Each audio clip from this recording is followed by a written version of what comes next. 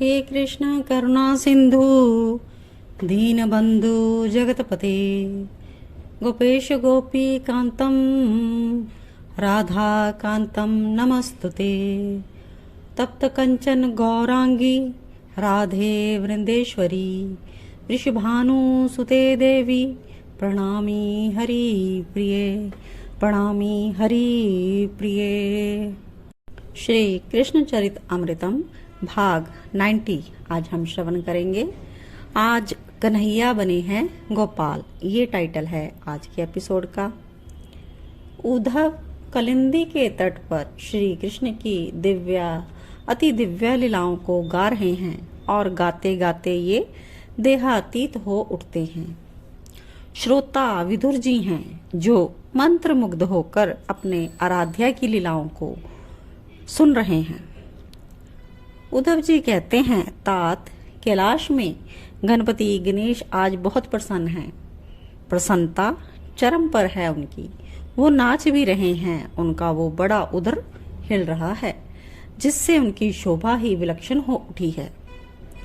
वत्स, आज तुम बड़े प्रसन्न हो। भगवती उमा ने अपने लाडले पुत्र गणेश से पूछा। हाँ माँ, आज मैं बहुत प्रसन्न हूँ क्योंकि श्री कृष्णचंद्र जी का कल गोचारण होने वाला है। वो गोपाल बनेंगे माँ।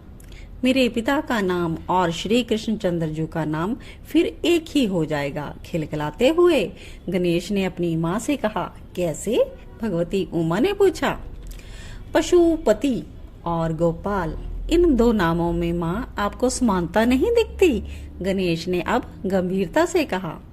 पशुपति यानी यो पशुओं का पति है और गोपाल यानी गो का पालक। दोनों का अर्थ एक ही हुआ ना? गणेश ने अपनी माँ को आगे ये भी बताया। मेरे पिताजी तो जब से श्री कृष्णचंद्र जी का प्रकट्य हुआ है ब्रज में है, तब से वही हैं। पर माँ मेरा एक अंश श्री कृष्णचंद्र जी की मंडली में है। वो जो मनसुख है ना, वो मेरा ही अंश है। उसका पेट इसलिए मेरी तरह है। वो भी खूब मोदक खाता है और हंसते रहता है मेरी तरह। ये कहकर गणेश खूब हंसे। उनकी माँ मेरे पिताजी की ही परम भक्ता थी और उनका जो पुत्र हुआ मनसुख, मैंने अपना अंश उस मनसुख में स्थापित कर दिया था क्योंकि मैं भी श्री कृष्ण चंद्र जी का सानिध्य पाना चाहता था। अब सुना है कि मैंने श्री कृष्ण जी की बांसुरी भी मेरे पिताजी ही बन रहे हैं। पर माँ, मैं उस समय दुखी हो जाता हूँ। मैं सबके संकट हरने वाला, सबके विघ्नों को दूर करने वाला। किंतु मैया ब्रजरानी और बाबा ब्रजराज जब दुखी हो जाते हैं तब मैं उनका संकट दूर नहीं कर पाता क्योंकि उनका संकट तो श्री कृष्णचंद्र जी की अपनी मोहनी मुस्कान के द्वारा ही दूर होगी। वहां मेरी नहीं चलती तो मेरी पूरे ब्रज में ही नहीं है। वहां मेरी क्या चलेगी? वहां तो केवल श्री कृष्णचंद्र जी की कृपा की व्यार चलती है। बाकी हम जैसे देवताओं की वहां क्या चले? फिर एकाएक खिलखिलाकर गणेश से, विधाता ब्रह्मा जी की क्या दशा की है ये मुझे सब पता है माँ। वो कृष्ण हैं। कृष्ण समस्त तेज उन्हीं से प्रकट है। हम सब में भी जो तेज शक्ति है ना, वो उन्हीं की देन है। वही सब कुछ है। ये कहते हुए गणपति आनंदित हो रहे थे। माँ, कल श्री कृष्ण जी गोचारण करने वाले हैं और उसमें प्रथम पूजन किसका होगा? मेरा। और वो पूजन कौन करेगा? श्री कृष्णचंद्र अपने कोमल करों से करेंगे। आहा, मैं धन्य हो जाऊंगा माँ। और एकाएक आनंदित होकर उछलते हुए अपनी माँ भगवती के गोद में बैठ गए गणपति गणेश। अब इससे अगला सीन है श्री कृष्णचंद्र जी का। बहुत जिद की कन्हैया ने कि अब हम गोचारण करने जाएंगे। बाबा नंद जी ने मना किया पर ये कहाँ मानने वाले थे। गोएं मेरी बात मानती हैं बाबा। वृषभों को भी अगर कह दूं कि लड़ाई नहीं करो तो वो नहीं करते। और मेरे पास बांसुरी भी तो है ना, उसको बजाते ही सारी गौएं दौड़ी चली आती हैं। कन्हैया ने अपने बाबा से ये बातें कही। बाबा को ये सब पता है। वो अब कोई और बहाना बना नहीं सकते। ब्रजराज तभी आचार्य गर्ग वहां पधारे, साथ में महर्षि शांडिल्य को लेकर आए। आचार्य चरणों में साष्टांग प्रणाम किया। ब्रजराज, चलो प्रणाम करो, यही है वो पूज्य जिन्होंने तुम्हारा नामकरण किया था। कन्हैया गए और चरणों में जैसे ही झुके, आचार्य गर्ग ने उठा लिया। ऋषि हैं पर कन्हैया को देखकर सब अपनी मर्यादा भूल जाते हैं। कपोल चूम लिए। अजीब है कन्हैया, पहुंच लिया कपोल। फिर आचार्य गर्ग को झुकने को कहा। मुस्कुराते हुए गर्ग ऋषि झुके तो कानों में कहा, मुझे गोचारण में जाना है, कल ही जाना है, आप कह दीजिए ना मेरे बाबा से। कानों में अमृत घोल दिया मानो कन्हैया ने। और प्रसन्नता पूर्वक आचार्य ने ब्रजराज को कहा, ब्रजराज इन्हें भेज दिए। ब्रजराज ने कहा, हे आचार्य गर्ग, आप मुहूर्त भी निकाल दीजिए। हंसते हुए आचार्य फिर झुके, कन्हैया से पूछा, मुहूर्त? कन्हैया ने कहा, कल का। महर्षि शांडिल्य ने पत्रा देखा, कार्तिक शुक्ल अष्टमी थी। मुहूर्त तो बहुत बढ़िया है कल का। आचार्य गर्ग ने ब्रजराज को कहा। चौरे, तू मुहूर्त भी देखने लग गयो। दाऊ जी ने कन्हैया को देखते हुए कहा, मेरो संगत है, मेरे संगत को प्रभाव। मनसुख ने भी गंभीरता से दाऊ को कहा।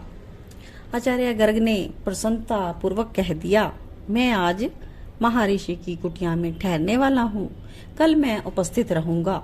ये बात सुनते ही ब्रजराज के आनंद का कोई ठिकाना नहीं था। गोप सब उछल रहे थे। गोपों की प्रसन्नता चरम पर पहुंच गई। हर मार्ग सजाने में लग गए हैं गोप। बंधनवार बांधने में गोपियां आ गई। ध्वजा, पताका, तोरण ये सब लगाए जा रहे हैं। रंगोली काटने की तैयारी गोपियां ने शुरू कर दी। वाद्य वृंद सब बजने को उत्सुक हैं। पृथ्वी में भी और नभ में भी वृंदावन की प्रकृति झूम उठी। जो पुष्प नहीं खिलने थे वो भी खिल उठे। सुगंधित व्यार चल पड़ी। तात आनंद ही आनंद छा रहा है वृंदावन में, उद्धव ने कहा। अब नेक्स्ट सीन है इसके आगे। नेक्स्ट डे हो चुका है। प्रातः स्नान आदि से निवृत्त हुए समस्त गोप बालक कन्हैया को भी उठाया मैया ने। माथे को चूमा। आज मेरा लाला गोपाल बनेगा, गौओं को चराने जाएगा। अपलक देखती रही। फिर स्नान कराया, सुंदर पीताम्बरी धारण कराई, मोतिन की माला गले में, घुंघराले केशों को सवार दिया, छोटी सी लकुट हाथ में दे दी और मोर पंख सिर पे लगा दिया।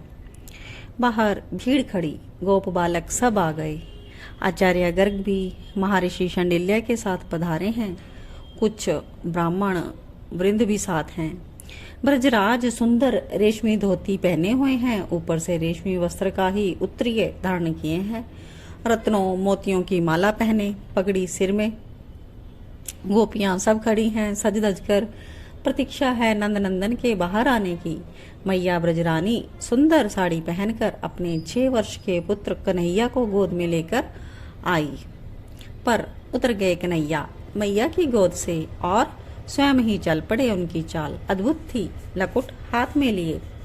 विप्रों ने तैयारी कर रखी थी। हाथ में थाली लेकर छोटे से कन्हैया का पूजन करने लगे। प्रथम गणपति गणेश का आचार्य गर्ग ने कहा।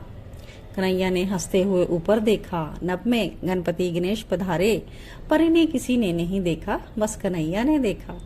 अपने हाथों से गणेश का पूजन किया। गणेश गणपति के आनंद का आज पारावार नहीं है। फिर गायों का पूजन, बड़े ही प्रेम से गौ का पूजन किया कन्हैया ने। आनंद का क्षण था। सारी गायों में होड़ मच गई कि हमें भी पूजे कन्हैया। भद्र तू भी पूज, तोक तू भी चंदन लगा दे गायों को। दाऊ भैया तुम भी। सब कर रहे हैं पूजन, अब वृषभ का पूजन होगा, आचार्य गर्ग ने कहा। उसी समय एक विशाल वृषभ वहां दौड़ते हुए आया। तात ये स्वयं धर्म थे। कन्हैया का कृपा सानिध्य पाने के लिए आ गए थे यहाँ। कन्हैया ने इनका भी पूजन किया। अब भोलेपन से आचार्य गर्ग और महर्षि शांडिल्य की ओर देखकर कन्हैया ने पूछा, अब सबका आशीर्वाद लो। आचार्य ने हंसते हुए कहा। कन्हैया ने प्रथम अपनी मैया यशोदा के चरण छुए, सजल नेत्रों से आशीष दिया मैया ने और अपने हृदय से लगा लिया। फिर बाबा नंद के चरण छुए, बाबा ने उनको उठाया पहले, फिर कपोलों को चूमा, फिर रोहिणी मैया के, इसके बाद आचार्य गर्ग, महर्षि शांडिल्य, समस्त विपर वर्ग के विप्रों ने स्वस्ति वाचन द्वारा आशीर्वाद दिया नंदनंदन को। गोपियों ने पुष्प बरसाने शुरू किए। नहीं, पुष्प बरसाने तो देवों ने भी शुरू किए थे। मंगल गान वाद्य सब बजने लग गए। आगे आगे गौओं को किया और पीछे पीछे कन्हैया। चारों ओर जय जयकार हो रही है, गोपाल बाल की जय, गोपाल बाल की जय। ये ध्वनि, ये उद्घोष गणपति गणेश ने किया था और नभ में वो भी आनंदित होकर नृत्य कर रहे थे। आज के लिए इतना ही। जय जय श्री राधे, जय जय श्री कृष्ण।